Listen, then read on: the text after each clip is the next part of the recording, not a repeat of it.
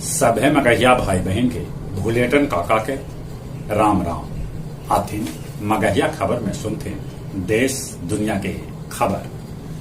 महाराष्ट्र में सियासी उठापटक के बीच भाजपा के एंट्री हो गए लगे।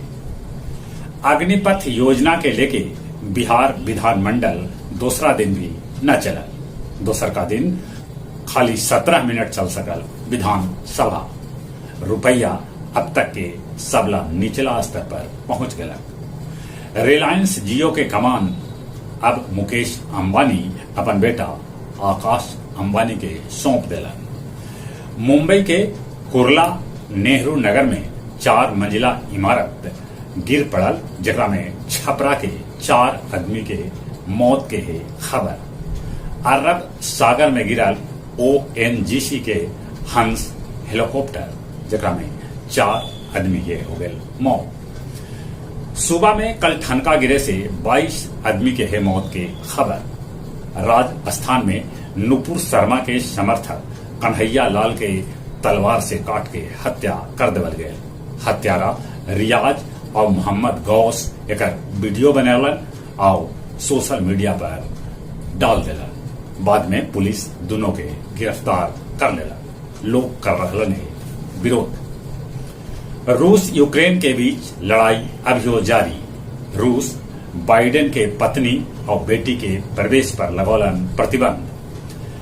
अमेरिका के दक्षिण पश्चिमी टेक्सास में एगो ट्रक के कंटेनर में भेटायल 48 आदमी के शव।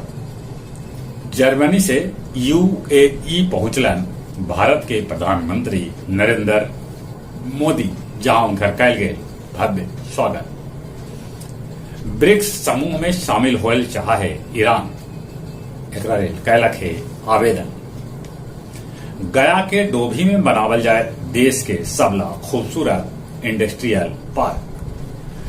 गया रामपुर थाना के पुलिस 68.25 लाख रुपया के साथ झारखंड के 2 युवक के गिरफ्तार कैलक। चाकन के चमंडी से 5 किलो गांजा के साथ एगो आदमी के गिरफ्तार कैल गए। बेलागंज के पाई बीघा बस स्टैंड में बालू माफिया कैलन 50 राउंड के फायरिंग। और कुछ खेल के समाचार। भारत आयरलैंड के दूसरा का T20 मैच में हरा के सीरीज पर कब्जा जमा लेला।